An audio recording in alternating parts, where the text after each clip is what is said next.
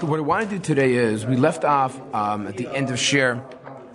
We left off on last week with the Gemara's question. I want to go back and review the Gemara's question that we ended with. Then I want to read the Gemara and simply understand what's the Gemara trying to say. Because to start breaking down the Gemara without just trying to appreciate what it's saying, I think is going to be very chaval. So let's simple pshat Gemara what it's saying. And the truth is, if that's all we can accomplish today, that's all we're able to do, that's totally fine. Okay? And then we can get to other things next week. Without appreciating what the Gemara says, we're not going to be able to appreciate anything else. So let's start. So once again, the Gemara asks a question. Was it 9 lines in the bottom? 1, 2, 3, 4, 5, 6, 7, 8, 9. 9 lines in the bottom. The third word, we're on 9-8. Tet Amud Aleph. Velema nishcheta hutra. So the Gemara asks a question. I don't understand. Why do we need to go into this whole long-winded response? Remember, what is the long-winded response? So if you want to keep your finger there, put your finger back up top at the brisa. What does it say? The Gemara says, nishcheta. What happens after it's nishcheta? Right? Hehi becheskat heter. Ad shivadelacha b'man nitrafa. So it asks the Gemara, why does it need such a long-winded response? Meaning, the Gemara says, nishcheta, once you shechted the animal, it's the chazaka that everything is fine until you can ascertain that maybe perhaps there was a treifa, maybe there was some type of internal blemish. I don't understand. Just say, and this is what the Gemara asks, v'leimata nishcheta hutra. Just say, when you shecht it, it's mutter. Why did the Tana, right? Why did the Tana require this whole nishcheta? Yeah, it's fine, because it's a chazaka, until you're able to figure out that there's a treifa. There's a treifa that's no good. Why go into such a spiel for? But just get to the point. Just say, lema, say, nishcheta, hutra. Why do you have to go into this whole long-winded, right, it's okay, unless you do this, and then that. Why? Bishvuma. That's the Gemara's question, right? And that's what we ended with last week, right? I don't know how many of you had an opportunity to see the Gemara's response, but let's go through it together. Here we go. So answer the Gemara. No. Oh, the Gemara says, listen, the fact, and this is very important, the fact that the Gemara says, the word, and this is important, the fact that the Gemara says a chazaka, because remember the language, nishcheta, it's shechted. Why does it need to say the word cheskat heter? There must be, when you need to see the word chazaka, there must be a reusa. There must be something that could potentially be problematic, right? Because that's why you need a chazaka. So, let's read on. Nish velema nishchedra hakamashmalan the af al gav dit yalid beireuta. Even if you'd find a reuta, what's a reuta? So an X, bad, something problematic. Because we have a rule. We always go, meaning there's no reason to assume there's a problem. The moment we assume there's a problem or a potential problem, that's called a reuta. You ever come across that term before? Reuta. Anytime you see a reusa, anytime you potentially, there's a chair right here. Anytime you potentially see something problematic, then you have to put it on its chazaka. Okay? So, the Gemara says, Nishchata, b'chesket heter amedet, al shivadeh lecha b'ma nitra, dafa gav ditlaid be'reuta, even if there were to come a negative, something problematic, what's problematic? I'll tell you what's problematic. Listen to this case, gentlemen. This case is wild. Listen. What is it? Bazev. So again, when you do shechita and it's fine, no problem. The fact that the brisa mentions put it on a chazaka, says the Gemara, if the moment the Gemara says put it on a chazaka, it means that there's a reuta, there's something problematic. What's this thing that's problematic that we can dismiss because we have a chazaka? You follow? What can we dismiss? There's something problematic. Don't assume it's okay. No. I can assume it's okay. Why can I assume it's okay? I have a chazaka. What's this less problematic? Answer the Gemara, I'll tell you what the case is. Baza'ev comes along a wolf, v'natal b'nei me'ayim. A wolf comes, and it takes the kishkas of the animal. Can anyone tell me what the case is? When's the wolf coming? What the wolf do? Is this after the shechita? Okay, so let's go through this. Is this me after, before the shechita? Well, if it's before the shechita, then there's no shechita, right? It is impossible to remove the b'nei me'ayim without killing the animal. So if a wolf comes and sucks out the b'nei me'ayim, okay, fine. Okay, so it has to be after the shechita, fine. So I now take a shechita knife and I do shechita. So now the innards are taken out. What's the problem? What is the problem, gentlemen, if after I've done shechita, the b'nei me'ayim have been taken out? What's the problem? What's the problem? Meaning, like, don't get me wrong, like, it's not the most hygienic thing if you want to eat the rest of the animal, right? Like, I get it. But from a kashrus perspective, what could be the problem? And this is after you checked also? Okay. So here we go. That's exactly the Gemara asks. Wait a second. Ma'unatal. What does it matter if he takes it? Halitnu. Ella nakav b'nei me'ayim. What did this animal do? What did this wolf do? He's nakav b'nei me'ayim. He put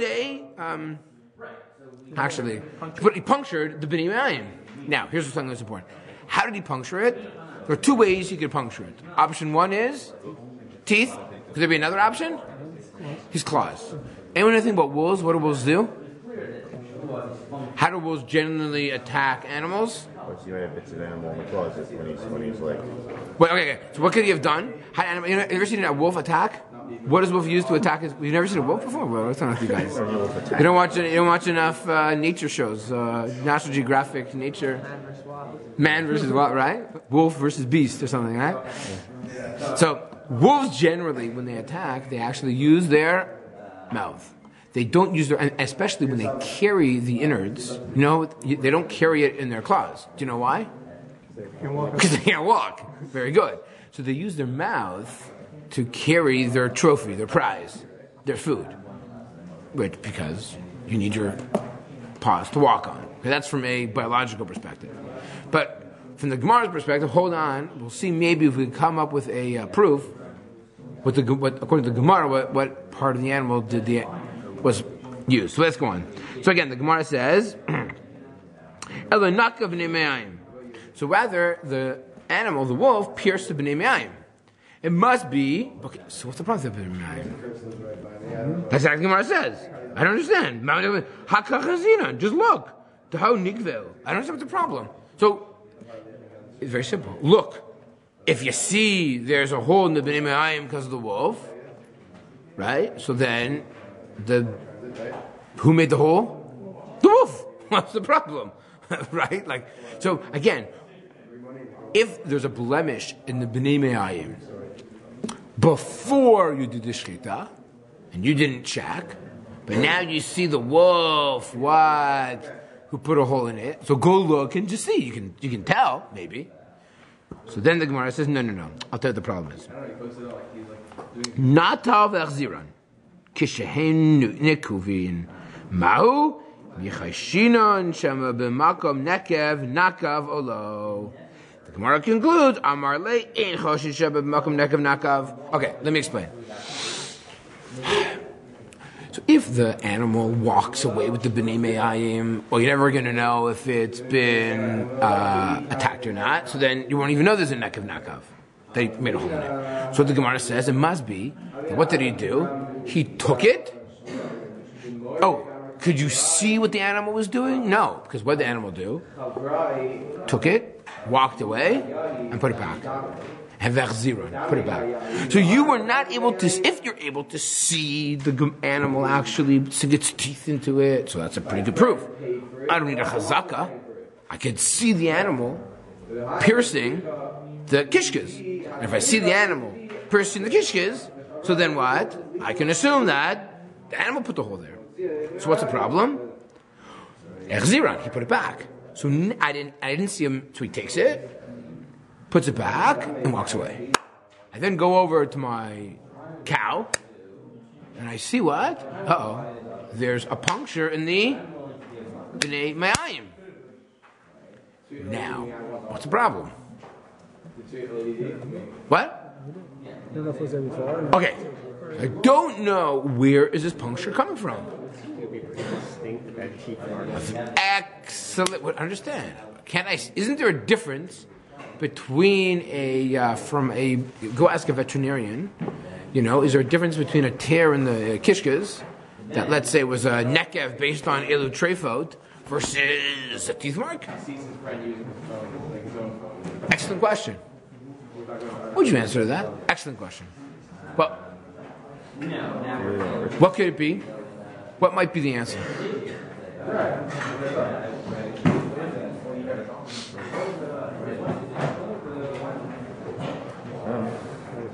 So let's take a look at Rashi. Rashi is bothered by this as well, and that's what even the Gemara. That's where the Gemara says, "No, Shema b'makom nekev nakav." Maybe, of course, you see that. It's like this. This is what's important here. Let's say you look at this at the innards. You look at the innards and you say, "Oh my goodness, here is a tooth mark, clear as day." Option A. Option B.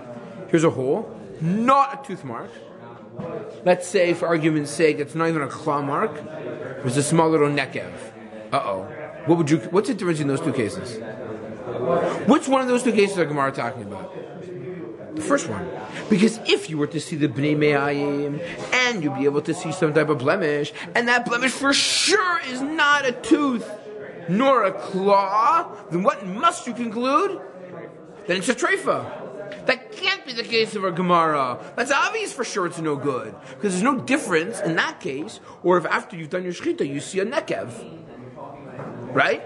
So the Gemara, you follow? The Gemara has to be talking about a case where you see a tooth mark. Because if all you see is a regular nekev, then what are you going to conclude? That it's for sure a treifa. Because just the fact that the animal took it doesn't necessarily mean it made a blemish. And then if I see a hole that's a regular treifa hole, I can't assume that's a tooth mark. It doesn't look like a tooth mark. So the Gemara has to be talking about a case where it's a tooth mark. Has to be. So it's a problem. But if I see a tooth mark, can't I automatically conclude the Zaif put it there? What do you mean? It's a tooth mark. Says the Gemara. What are we worried about? Shema. This is a crazy scenario. Malcolm Nekev Nakav. Then where did he sink his tooth into? A pre-existing hole. Very good. It's in. That must be what a crazy case. No, you'd think. What do you mean? That seems to be preposterous. What are the odds statistically? Think about it, right? That the exact same spot where he sunk his tooth, that a minute before that, a second before that, was a pre-existing treifa hole. Can't see it taking time to figure it out where the holes are already. Wouldn't you automatically say, that is so far-fetched? You mean to tell me that's a reusa? That's enough to put my entire shechita in doubt? That if not for a chazaka, we'd be in trouble? Think about it here. Think about this case. I have an animal. My shechita was good. I didn't have time to check the animal, make sure there are no treifas. When I now see the innards, I see a tooth mark. And I know for a fact that a Zaif came and deposited it there. And what am I choshesh? That the tooth mark that I see clearly and visibly might have what? Been in the same location as a nekev, as a hole that existed before my shechita, therefore making my animal a treifa. And if not for a chazaka, which we'll have to figure out what the chazaka is, we couldn't eat this animal. Are you kidding me? But that's exactly what the Gemara is saying. Now, are we worried about this or not worried about it? The answer is we're not worried about it. We're not choshe shema b'malkom nekev nakav because we have a chazaka. Now, I think what Shlomo said is very important. Shlomo said, what? the Chazal had to say, wait a second. You mean to tell me it's just a matter of puncturing with a tooth? So I think, and this is from a biological perspective, I think why is it that we are statistically more likely to have a hole, even though it's from a tooth mark? Why does it make more sense to say that there's a hole that previously existed, and that's where the tooth went into? Because tissue, when the tissue rips a little bit, or when something was a little bit, it's much more likely to rip more. You know, it's like when you have it's like a fault line. It's like when you open your bag of potato chips and you make a small hole, all of a sudden you go back and you want to extend the hole a little bit, what happens? Your bag of potato chips falls apart, and then you're like trying to struggle here, like trying to figure out how to balance all the chips, right? It's like a challenge, or like wafers. The wafers we got in Menchaf to Minyan, right? You open the bag a little bit, and the second guy comes because he can't get the wafers to the bottom, opens up the whole bag, like disintegrates, right? Right? So that is, I think, what the problem is that now that is more rational. It's not just what are the odds of the tooth going into the same spot. No. The fact that the tooth was able to penetrate maybe meant that there was a soft spot. That was a treifa. No, because that could be a treifa. What if it hasn't punctured yet? Then it wouldn't have created a soft spot. Meaning the soft spot is a small tear. And therefore maybe where the tooth was pierced opened that tear up more. And that's the Reusa. What was that? I mean, not necessarily ornate though, so it could be compromised, but not. Of course, agreed. Not a problem. No, if it's compromised, no, it has to be a tear. Yeah, it has to be one that's similar to a tray. Okay, so look at Rashi, second line from the bottom.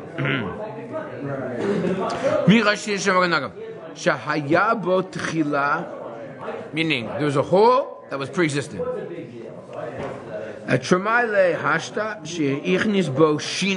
Interesting. Rashi says we are worried about his teeth. Because that, Rashi understands biology. Wolves use, so they, I once saw this amazing film. This has left such an impact on me. I once saw how do lions attack cheetahs? I gotta make sure I get my parade in mind. Lions attack cheetahs. Yes, they do.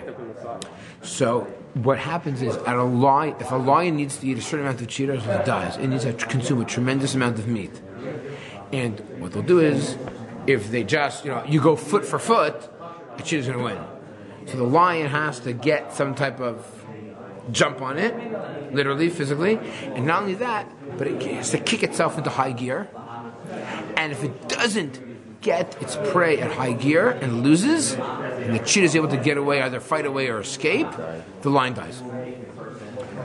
Yeah, because they spend so much energy. Again, if their energy, they only eat when their energy is low. So once their energy is a little bit low, it's all or nothing. They're all in. Because they have no choice. They got to eat.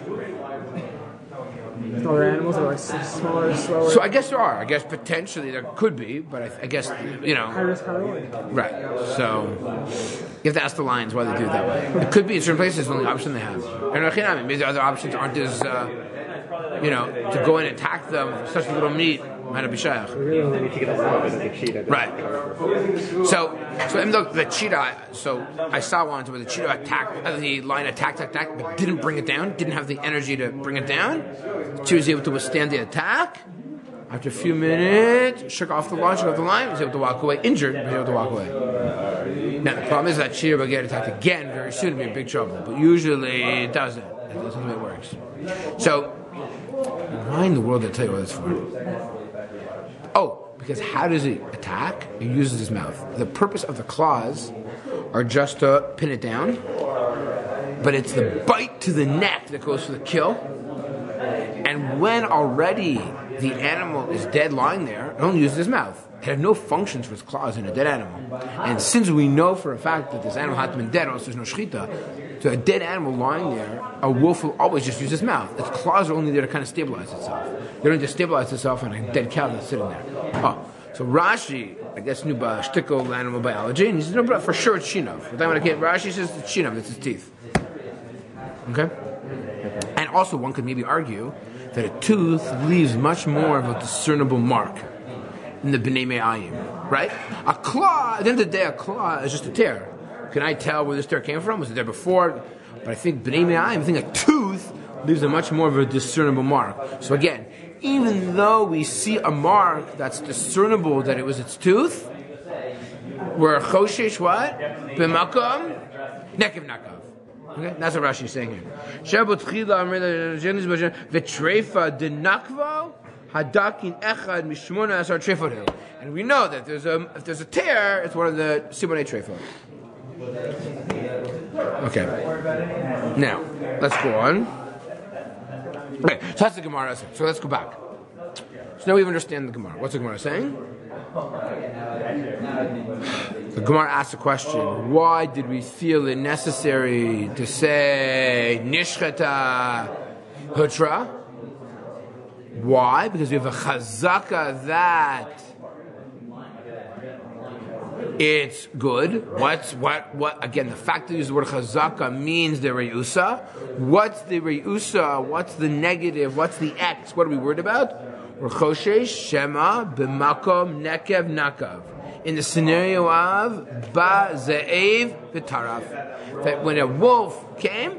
So again, what's the case that we're talking about? Where a wolf comes, takes away the b'nei me'ayim, returns the b'nei me'ayim. You look and you see, oh my goodness, there's a tooth mark. We're worried about makom nekav nakav. The answer is maybe the tooth is in the place where there was a pre-existing hole, and therefore there was a treifa. The answer is no, we are not choshesh. And we are hemid chazaka, hemid the animal, behem to al cheskata. And what's the chazaka? The chazaka is nishchata. Since it was nishchata, it is, you can eat it. Hutra, mutar bachil, I can eat it. Unless I know that it became nitrafa. Maybe it was nitrafa, maybe there's a treifa. The answer is no. Even though I have a tooth mark, should I be worried malcolm nekav nakav? The answer is no, I do not need to be worried about malcolm nekav nakav. The reason why I don't need to worry about it is because I saw the chazaka that hemid behema cheskata. That it's fine. What was that? What was that? Having an animal touch it not regulate some sort of tumor? Having an animal touch it. No, I mean just gross. By the way, we have to say, this is very important. When it says nishchata, it means we're bodek the simanim. It has to be. If we're not bodek the simanim, then we have another problem. So I'm bodek, I did the shchita, I did the simanim, everything's fine, my shchita is perfectly kosher. I wasn't able to check everything in terms of the b'nei me'ayim. Everything now looks totally fine except for this tooth mark. And I don't have to be worried. I see a tooth mark here. I can assume that the tooth mark was made from this za'ev, from this wolf. I saw the wolf walking away. The za'ev deposited its teeth in the kishkas. Should I be worried that it now invalidated from simonei treifa? The answer is no, I don't have to worry about it. I can assume it was from the wolf. Don't have to worry about there's a pre-existing hole. Hemid. And by the way, what is the chazaka? Chazaka is that most animals, what are not treifot. That's a chazaka. How do I know most animals aren't treifot? Because what's the definition of a treif? A treifa? What? A blemish that would die within a year. Very important. The definition of a treifa is that because of this damage, not just a regular, it's a hole or it's a blemish that's severe enough that within 12 months it'll drop dead. By the way, we even use this example by human beings. A treifa, a human being who has a treifa, it could be, if you kill such an individual, it could be an achav misa. It's the conversation for another time. Right? But that's the idea behind it, is that you are an animal which has a treifa, animal that has a type of blemish, severe enough that it'll drop dead. Yeah, it'll drop dead within the next 12 months. And maybe where this wolf, Pierce, had a hole, you don't have to worry about it, because most animals, there's a chazaka, I should say so now, most animals, there's a chazaka that animals what? Live. How do I know? Because I see animals living. That's a chazaka. You notice I slipped, I said the word rope, I didn't mean to say that. But that's going to be our topic. People always transmit tumor, no matter how they die? Like yes. A dead body of a human being is always mitame boel, even b'masa, b'maga, but even dalramos, right? That's an animal. That's a human. Whereas an animal, if it was shechted, if you were to find a treifa in there that has a simonei treifa, it's not. There's no tuma. You just can't eat it. You could sell it, you could whatever. But that's because of the shot. That's the shechter, right? This is a He shechter. died on its own. If it got hit by a car or it died of old age, then touching it, it's an avatuma, and it's metame. If it died from the hole. If it died from the hole. Yeah, right, exactly. Or it had a blemish and it dropped dead. Right, exactly. Yeah, right.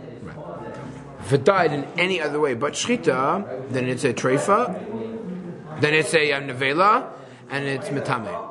Yeah, it's an avatuma. Okay. Now, what is the difference between chazaka and rov?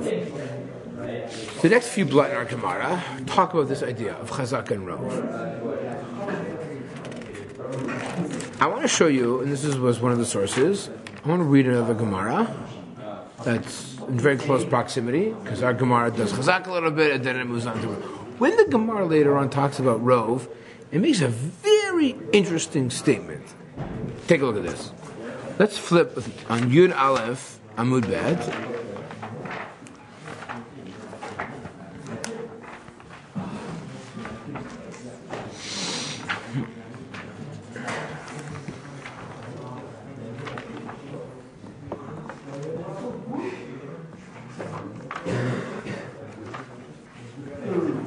Okay. Yeah, 11b.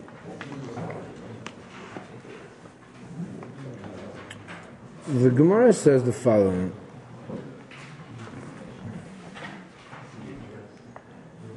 Okay.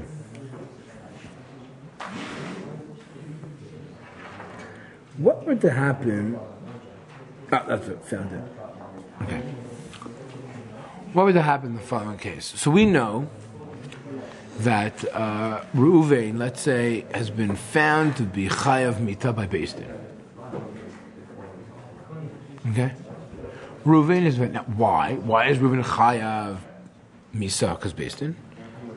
Because yesterday Reuven murdered Shimon, and there was Hatra, and there was Edim, and there was everything that's needed to bring Reuven to court and to face cap punishment, fast trial, expedited. So, Reuven now is sitting there, and they're like, okay, you had a trial, you had Edim. Any last words? He says, yeah. You know, when I murdered Shimon yesterday, how did I murder him? I took a knife and I beheaded him. By the way, His last words. where I beheaded him, I did it, you're right, I did it. But where I beheaded him, he was a treifa. He was a treifa. He had a blemish that was essentially going to die from in the next 3 months. I'm a doctor, I know these things. I think about his pain. And then he says, they're like, okay, bring proof. Like, no. There's no. You know why there's no proof? The exact location that I used for my sword was the exact same location that he had a hole. Shema b'makom nekev nakav. Okay, this guy's a lamdan. He's a doctor. He's the Talmud Chacham. He's a murderer, all in one. How would he know that? Like, in other words, how would this guy know that he... I'm a doctor. I took an X-ray. I saw he had a blemish in his neck. I'm a, what's it called? I'm a mercy doctor. There's a fancy name for it. I'm a suicide doctor. I'm a what? A murderer. What do you mean? Suicide? What is wrong with me? Assisted suicide. Medical assisted suicide. Big topic today in the world. Euthanizer. Thank you. I'm a euthanizer. I'm a medical euthanizer. And what I did was, I know that he was going to die. He was going to have tremendous pain and suffering. He goes to the base and he says, you guys should make me a hero. I took a man out of his pain agony. He was a treifa. How could you then place me under trial and basically have me face capital punishment? I killed a treifa. Now, maybe I shouldn't be given shlishi in shul, but one thing for sure is that I should not face the death penalty. So So when you compare it to other Gemara and say it's just like other Gemara, Luchas, we're not worried if it's not going to happen. Okay. It's not exactly going to happen. So now let's take a look at the Gemara's answer. Now, if you were a Talmudist, what answer would you give? This guy's also a human, though, so you can figure it out, actually. A wolf's not going to figure it out, to make a hole because exactly in its spot. So in the wolf case, I gave you a good svara. My svara was... So again, why can't you say... Okay, so I exaggerated the case. Let's say the guy's not a medical doctor.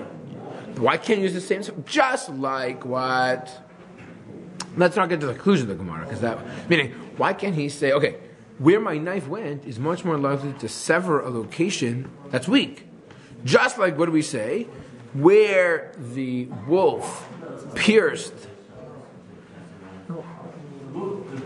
the hole, the pre-existing hole, maybe exactly in that location is where my knife went, or my bullet went when I shot him, when I killed him. B'makom, nekev, nakav. Now, if you had to come up with an answer, you'd say, Guy, you're a Talmudist. You're really smart, but you're wrong.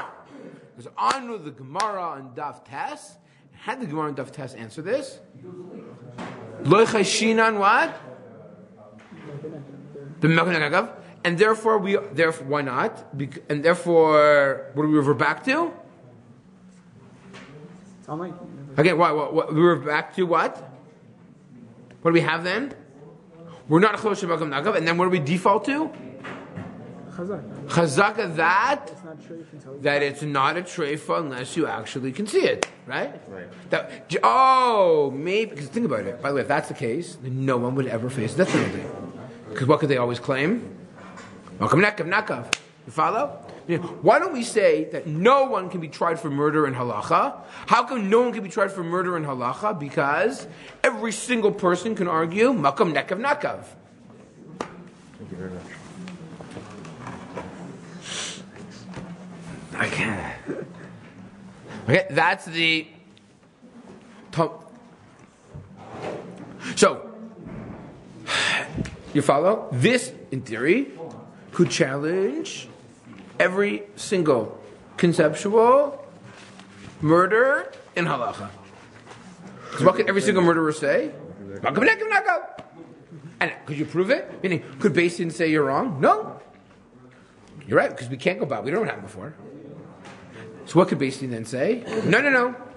Wait, Talmud, folio 9a at the bottom.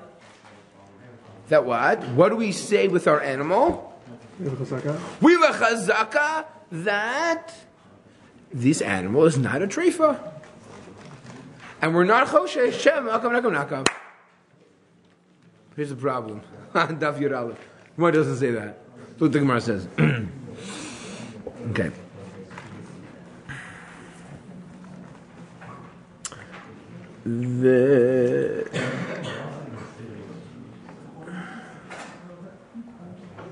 Let's go to, if you take a look on 11b, go to Rav Kahana. What line is that? I don't know. 1, 2, 3, 4. You see there's, on the side here, it says Ksubis, in Mesuras Hashas. Just go right across to Rav Kahana. Right here. So Rav Kahana Amar, Asim Haragas Nefesh, Amar Rachmana, Katle. We know that if a person commits murder, what do we do to this guy? We kill him. V'lechu shtelema treifa. Maybe it's a treifa. How could Beis Din ever punish anybody? Maybe Ruvain murdered a treifa. If he murdered a treifa, then he doesn't have to be put to death. Go after the majority. How do we know the majority of people are not treifos? Because we don't see people just dropping dead on the street. Meaning, or rove people dropping dead on the street. We see, unfortunately, miyuta dropping on the street. But we don't see rove people dropping on the street. So, no. Maybe, go check. So, meaning, maybe we say, no, every person needs an autopsy. What should we do? Do an autopsy. How come we don't say do an autopsy in everybody? Meaning, here's the rule. Don't go after Rav. Because why? Rav is nice, but if I could be 100% certain, let me be 100% certain. Let me do an autopsy. So I do an autopsy. I see that what the guy was in a treifa. I then go to Reuven. I say, sorry, Reuven, you want to pay for an autopsy to challenge it in court, which is not a bad defense. You must have a good lawyer, right? Lawyer says, do an autopsy. My autopsy will reveal that my client killed a treifa, and he should be put to death. Brilliant lawyer. So do an autopsy. Answers the Gemara. Maybe it's want to say, meaning there's an isser called menavelas hameis. What's menavelas hameis? Making it disgusting. You're not allowed to, which is the problem with autopsies. You're not allowed to take a body and be menavel. You can't treat it in an inappropriate manner. Okay, the whole question of autopsies is very complicated, shayla and halacha, but we try to avoid autopsies. There's no question. But oh, wait a second. We're going to say the following. Oh no, because we're worried about an autopsy, we'll kill Ruvain. What are you talking about? There's no way that, don't tell me for a second, that because of what? Because of Nivul Hameis will cause us to kill Ruvain. There's no way. We'd rather be Menavelas Hameis, be 100% certain, and then we'll kill Ruvain because he committed murder. But you can't tell me that, oh no, let's kill Ruvain because we don't want to be Menavelas Hameis. That's preposterous. We'll be Menavelas Hameis in order to make sure we're 100% certain that Ruvain really is guilty. So don't tell me, that's what the Gemara says, don't tell me because of Nibul Hameis that we will Kill someone. Ridiculous. We'll ascertain 100% definitively that he did not kill a treifa, that he did not murder a treifa, then we'll kill him. Okay. The Gemara then says, okay, wait.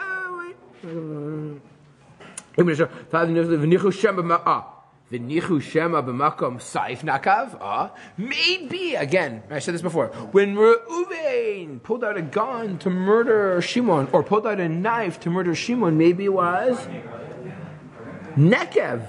Maybe it was a Nekev. Maybe there's already a pre-existing hole. Remember, just like a Gemara. Answers, no. So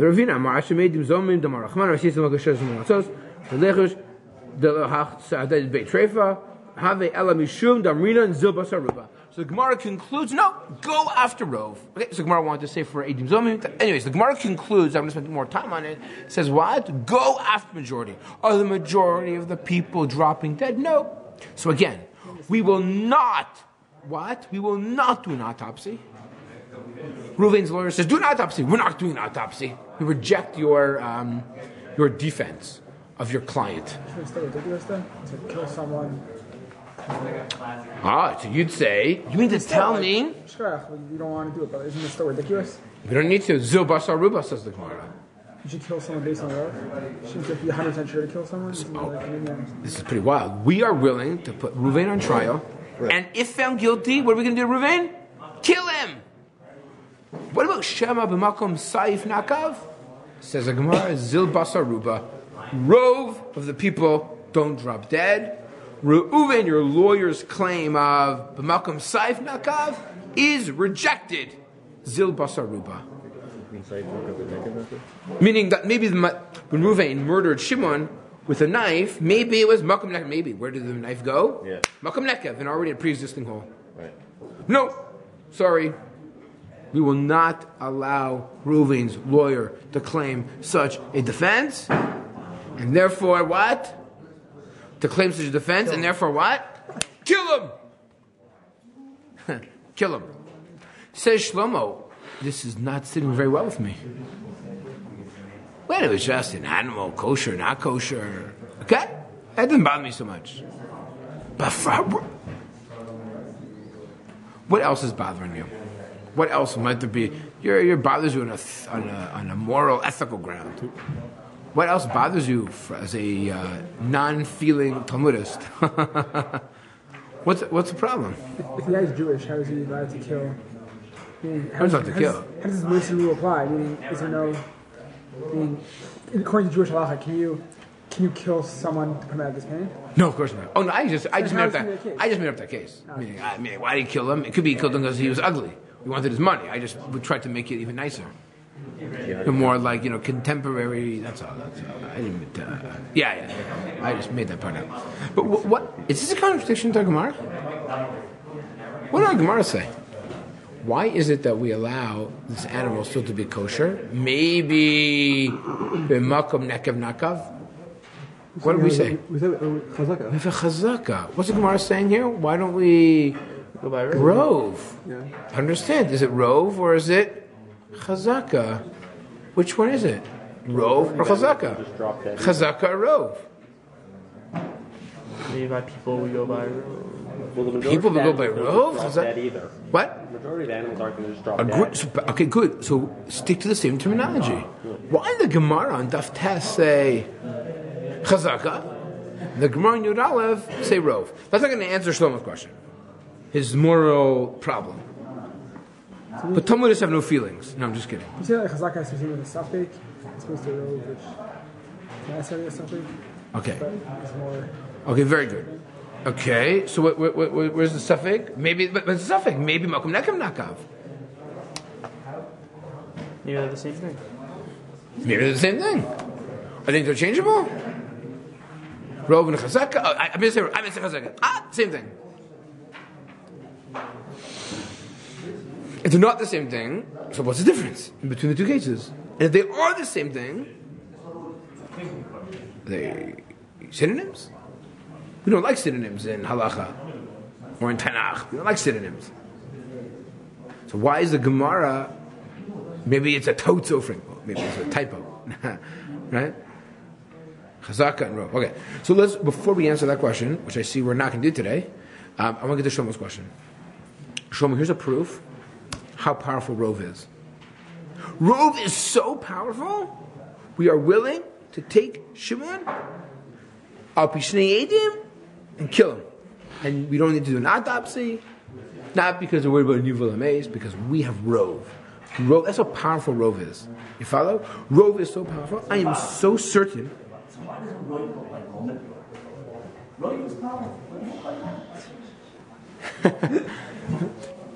So, okay, Rabbi Greenberg is asking a very important question. When do we use rov, and when are we going to use chazaka? We're not there yet. We have to get there. We'll get there. It's later on by Mammon. You know why? You know what? Okay, because if I'm able by Mammon, we have other rov will not help by Mammon. Because what are we going to do by Mammon? We have other principles. We're going to say what?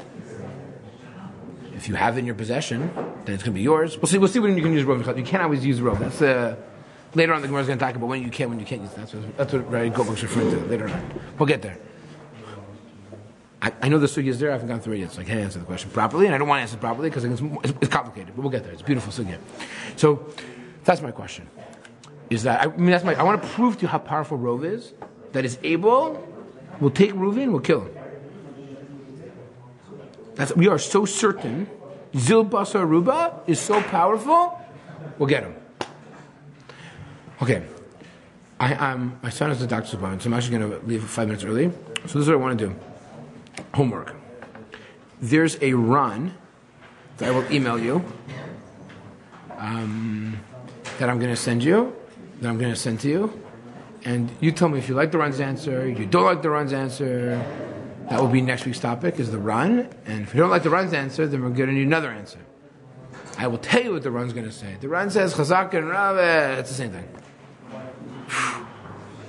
You read his answer, you'll tell me if you like it, and we'll have to see if there are other answers or not. Okay? But that's going to be the topic next week, is Rov and Chazaka. When do you use it? When you not use it? It'll help us clarify our Gemara a little, and it'll help us prepare us for 2 daf from now when we deal with Rovs as well. Okay? Sounds like a plan? Wonderful.